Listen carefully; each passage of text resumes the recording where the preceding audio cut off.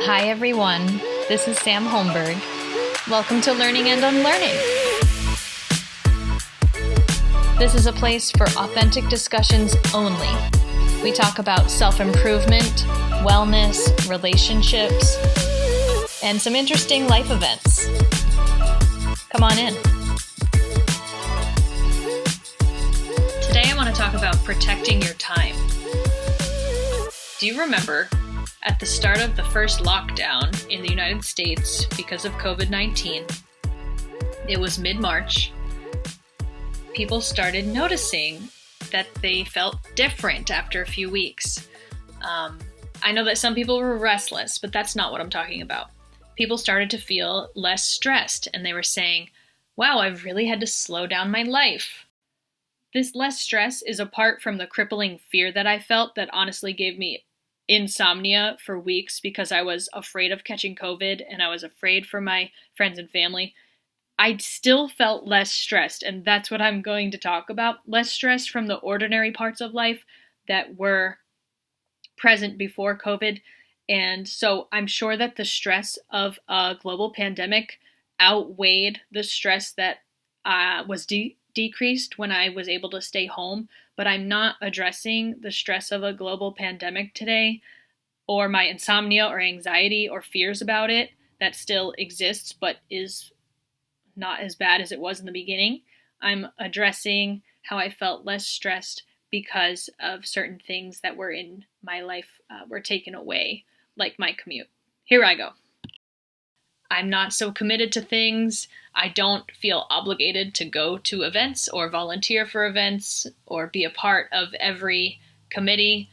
Look what's possible to do online. And when we meet online, maybe it saves us time or we don't have to travel to the location. And some people appreciated that.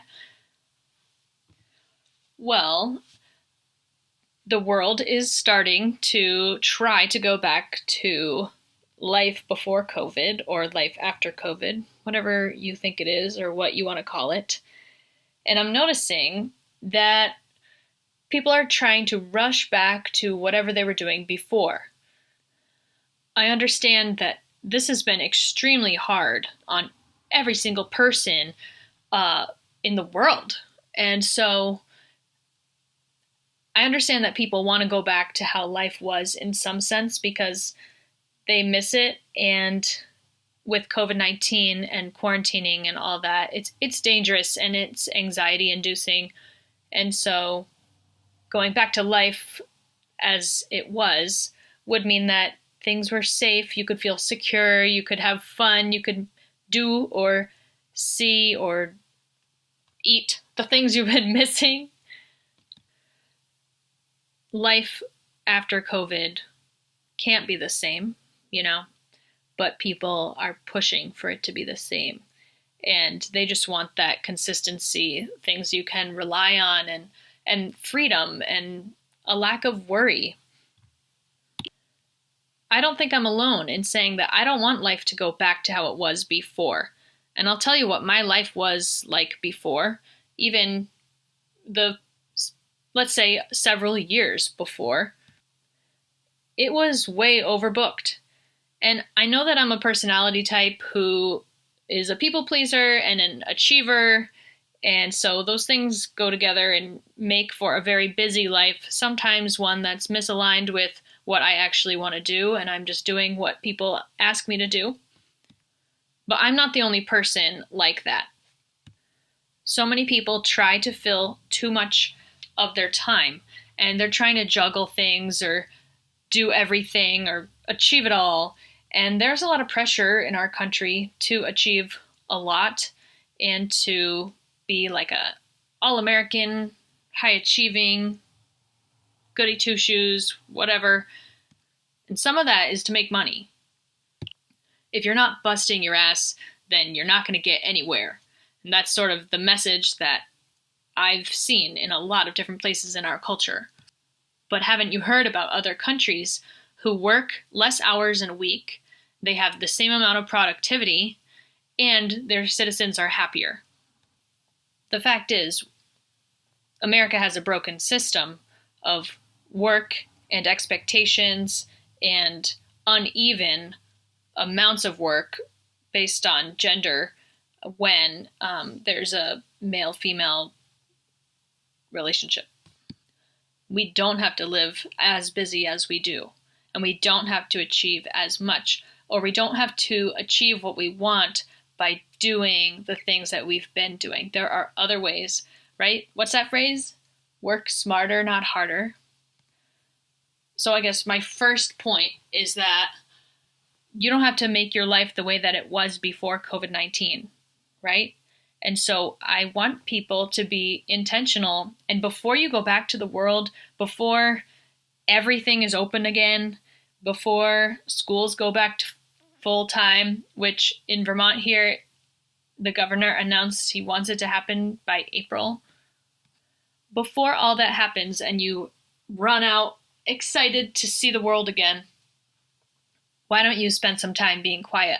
I want to do that because I really want to decide how I was using my time, what I value, and what has come to my attention during COVID quarantining and such that I appreciate and I want more of in my life. And then I have to reevaluate and see what I'm willing to let into my life again and what I want to keep out when things are back to normal, as they say. I'll give you a little bit more background as to what my life or my schedule was like before. I mean, immediately before COVID, I am a full-time teacher. For my extracurriculars at the time, I was a part of community theater, community musicals. I had a part in a show that was coming up, and it didn't end up happening. And at my church once a month, I volunteered to make all the coffee that they serve to everybody before the church service. I was also a graduate student who was in my last year out of 3 years for a master's in education program.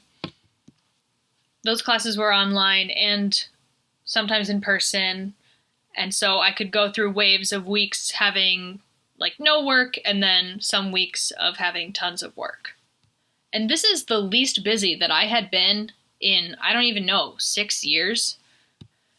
Previously, in the fall of 2019, I was in a different musical, and I was actively trying to not be so busy and not fill out my schedule because I had made that promise and commitment to myself to do less and sign up for less. And so I was slowly trying to implement this and stay true to my commitment to myself. And I ended up agreeing to be an assistant volleyball coach, and I thought I was being reasonable when I said that I could go to volleyball on the days that I didn't have to go to theater rehearsal.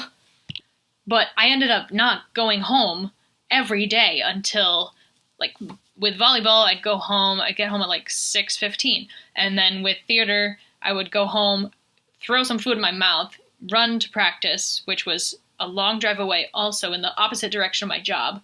And then I would get home at 9:45. And I remember being so proud of myself that I had created that boundary of not doing volleyball the same days I did theater. Technically, I had enough time. I could have gone to volleyball, maybe left 15 minutes early, and then driven an hour and a half to get to theater. But I had recently learned that, I can't believe I'm even saying this. I had recently learned that just because I had free time in my schedule didn't mean that I had to fill it or that I was truly available to fill it. I have this post saved as a screenshot on my phone.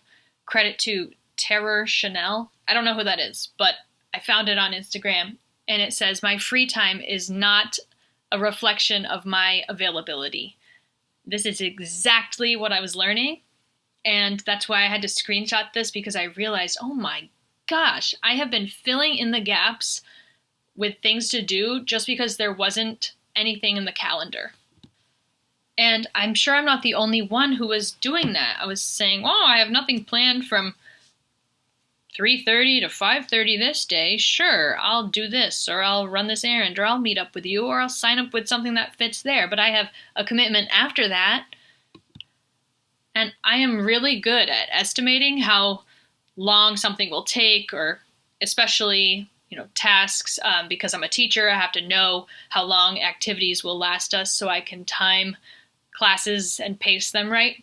And also, I can look up the distance and the time it would take to drive somewhere in Vermont.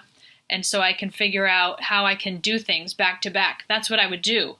I would say if I drive to Rutland and I do this, and then I drive to Randolph and I do this, and I can be home by this time, and then I'll get on Zoom and I'll do this with you.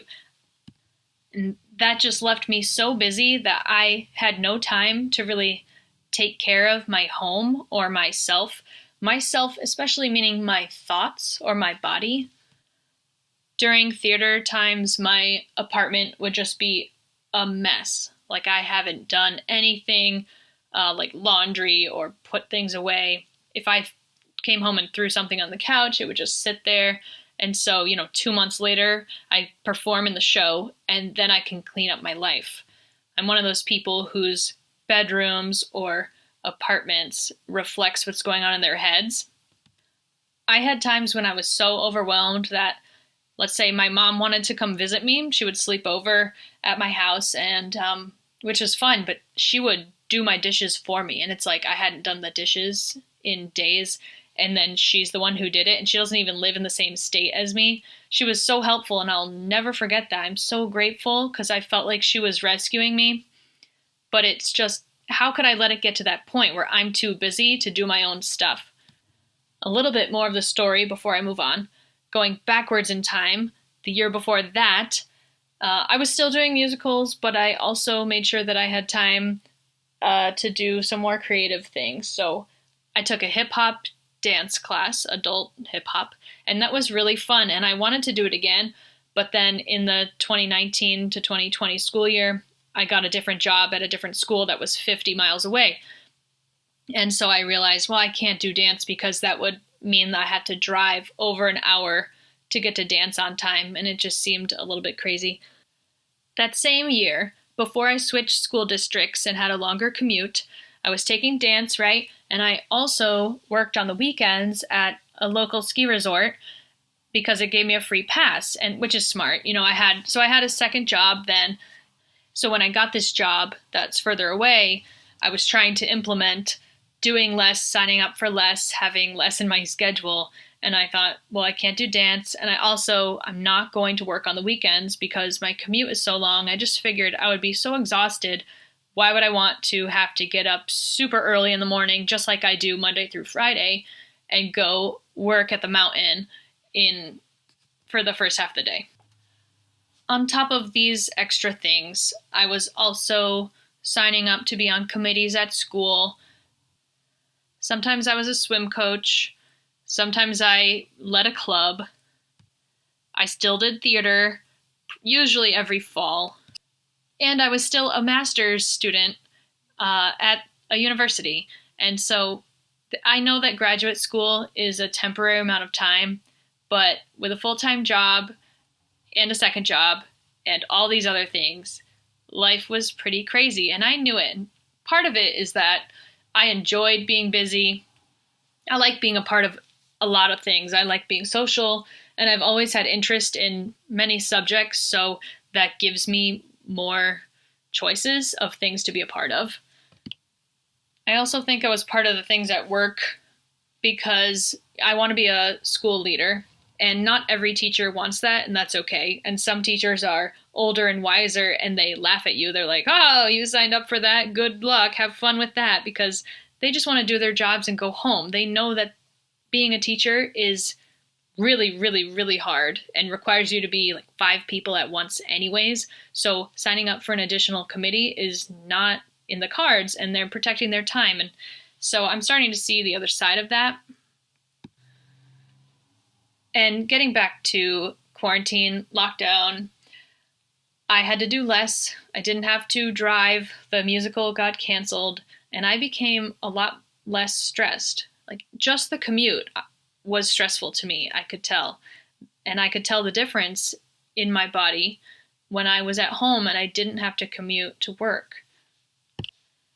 And then online, there was sort of a trend of talking about cutting people and things out of your life. And whatever's not serving you, these posts or these pictures were saying that you could cut these things out and don't feel bad about it. And although I'm not really sure about cutting people out of your life as willy-nilly as some of those posts suggest, but I am sure about not feeling bad about cutting activities out of your life. A lot of times I would feel an obligation to something, and I know a lot of people feel that. Maybe a lot of women feel this because you feel bad, like, oh, I'm leaving them, I'm abandoning this group and they need me. You know what? They don't. They might miss you a lot, and if they're your true friends, then they'll stay in touch. And if they do miss you and you haven't been friends for that long, they might not stay in touch because it feels weird. Maybe they don't even have your number, and that's sad. But, before you leave the group, maybe you would give them your number and be like, I'd love to hang out sometime. So a lot of times we stay in a group because we think that it's too sad, or you're going to disappoint someone, or what will they think of me if I quit? And it's really not as big of a deal as we make it in our heads if we leave a group or quit something.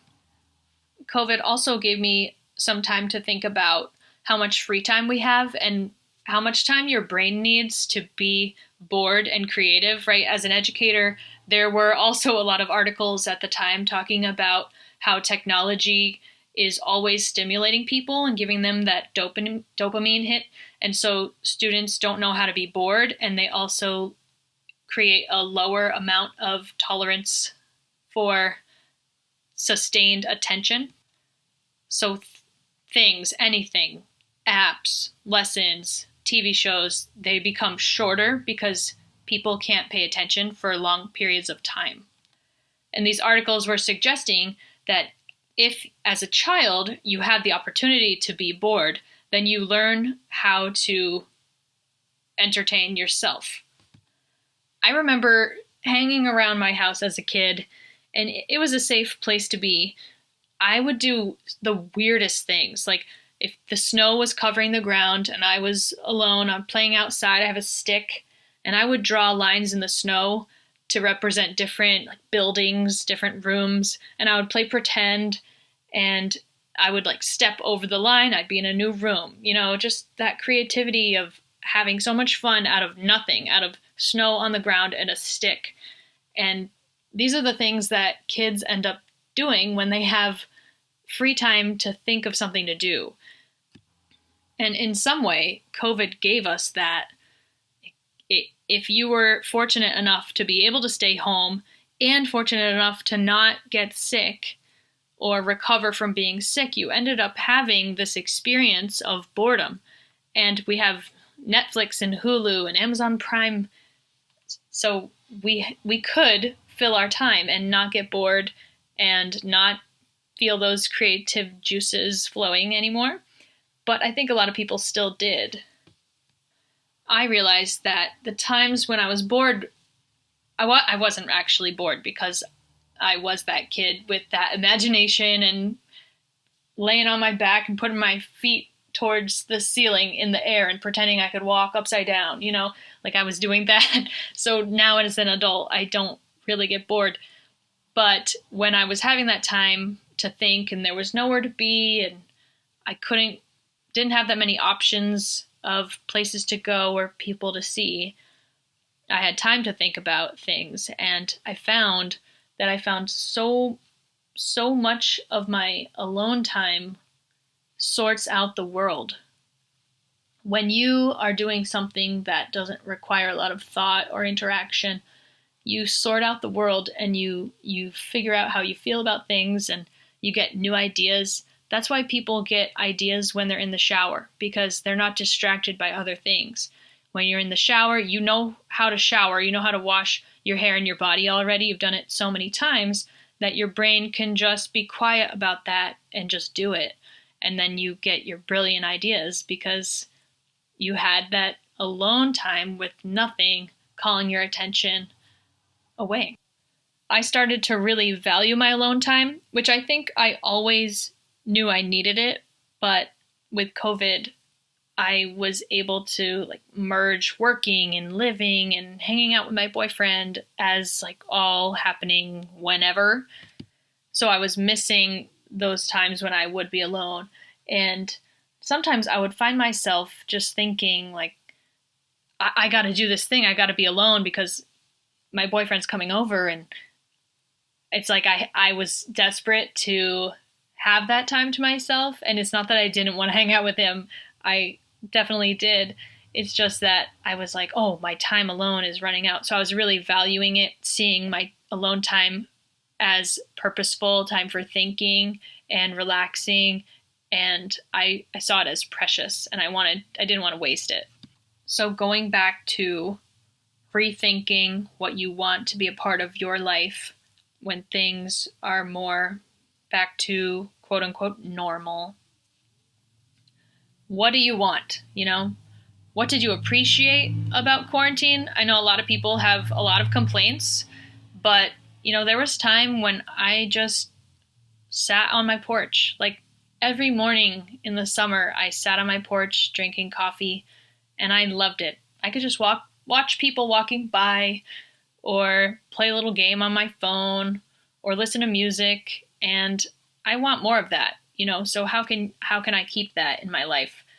Anything that's simple and brought you some peace or joy, figure out how that's going to work. Now, your schedule is not the same as when you were quarantined before. So you have to figure out when it's going to be. Right now, I drive to work and I drink my coffee in the car and I listen to podcasts. Now, I don't like how long my commute is, but it is my alone time to listen and learn and think and do things that I enjoy.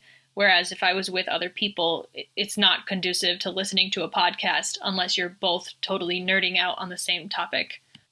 I don't know if this helped at all. This is a pretty long episode for me, and I just rambled, but I have a lot of thoughts about protecting my time and creating boundaries, and I guess we'll see where they go. I hope that you're being intentional about how you spend your time and what happens when you can do more things and go more places and see more people.